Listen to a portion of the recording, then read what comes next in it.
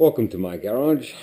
This Honda CBX750P was purchased from auction, sight unseen, from the city of Cape Town. Now, it was purchased as scrap, so we are not expecting overly much from it, but I would really like to see what are all the things that's missing, and if at all possible, if we can restore this bike into working condition. Now, the traffic police version of this motorcycle was made up until 2001.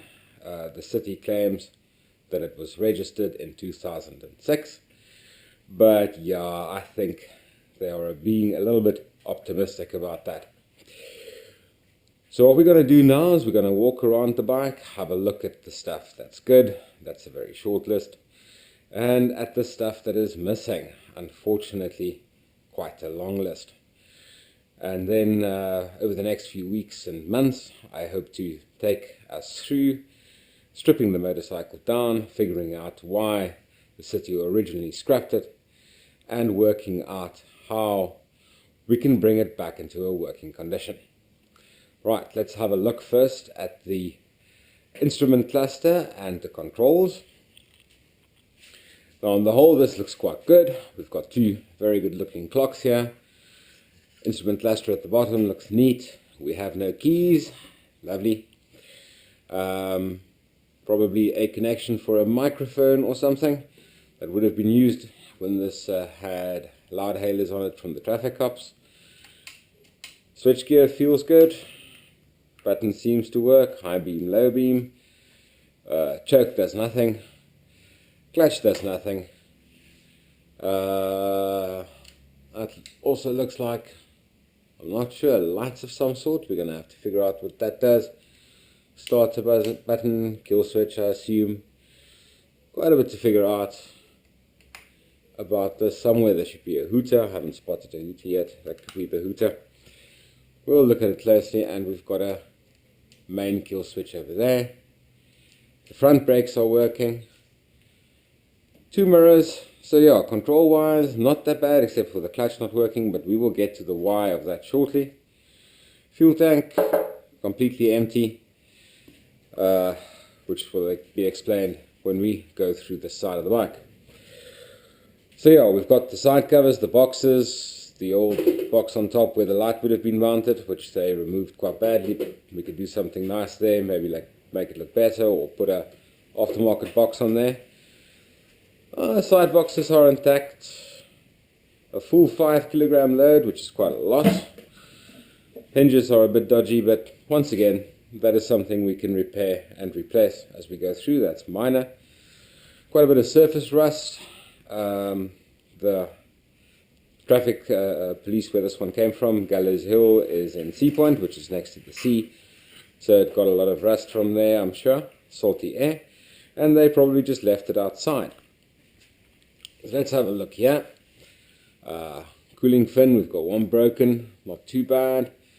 The first concern is the wire that should be coming out of there for the pickups for the CDI. I've already opened that up a little bit earlier on. It's empty, there's nothing there. There's no rotor, no pickup. So somebody has stripped that off. The carburetors are loose. We're out, looks quite rusty. I'm almost assuming that they are write-offs the way they're here, but we'll go in and have a good look at what's going on in there. We have the side cover, but alas, no tap, which is why the tank is empty, because there is no tap connected. So we have no way to control fuel, even if we could find sparks somewhere. Wiring wise, we can see the missing modules here.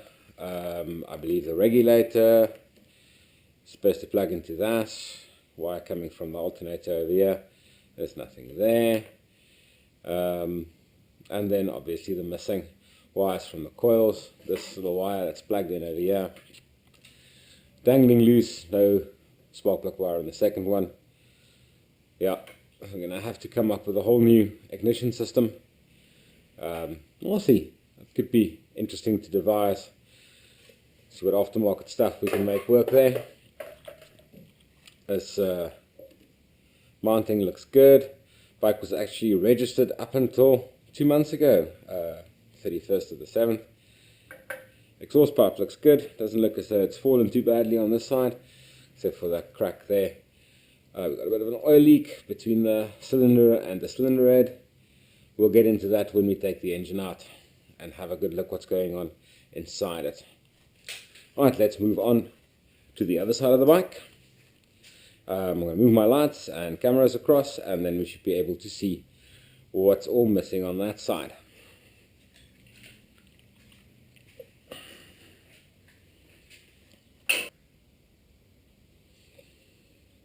Right, continuing down this side of the motorcycle, we have a side cover, some clips broken off, not the end of the world. You can make some form of plan there. Oh, I believe this was the choke cable. I don't know Honda bikes very well. This is my first Honda experience. I've certainly picked an interesting one to start with. Lots of corrosion around where the battery used to be. Definitely have to clean up this area when we have the engine out and everything out of the way. There is a battery in here. Quite curious to see if it holds any voltage. Starter relay, I suppose, was supposed to go in there. That's missing. Not sure what else it would be. Looks like it comes off the main positive. So probably the starter relay. Another relay of some sort. Empty cables. Seats a bit scuffed, but that's not the end of the world. We can recover it. And this side seems to have taken an impact at some point, bending our crash bar back a bit. Needs to be remounted there. We'll come up with something. Chrome's a bit scuffed, but not the end of the world. It'll polish up quite nicely. Don't see any problems with that. Engine covers looks okay. Also a bit of a that's not a damaged cooling fin. That looks fine. Same thing here. A lone cable on a plug, trying to make it look as though this is something there, probably for the auction, but they were trying to make it look better than what it is. Now from the rear, our rear light cluster is here. We have our reflectors, we've got our indicators, so that at least is in place. Those can be quite difficult to find, especially for a weird body like this one, which is not a standard body, making things a bit more challenging. Yeah, up front, not sure what was mounted there. That's something I'm going to have to find out. It looks like something was mounted between that. Probably some form of brace or dampener of some sort. I'll have a look in the manual at the front forks and see what it could be. Definitely had an oil leak on the side. Looking at the amount of oil and debris there, so we'll definitely need a kit for the front shocks. But looking at them, they look quite straight. Steering feels good and solid. I actually felt it earlier when we pushed the bike around. So on the whole, there are a few things that's salvageable. If the engine is a dud, we'll come up with something else that'll fit in the frame. I think it's a nice imposing frame, not something I would want to let go by the wayside. I'd rather build an interesting machine out of it. Well, thank you guys for having a look and joining me in this beginning of a project. And yes, we'll see how it comes out. Goodbye.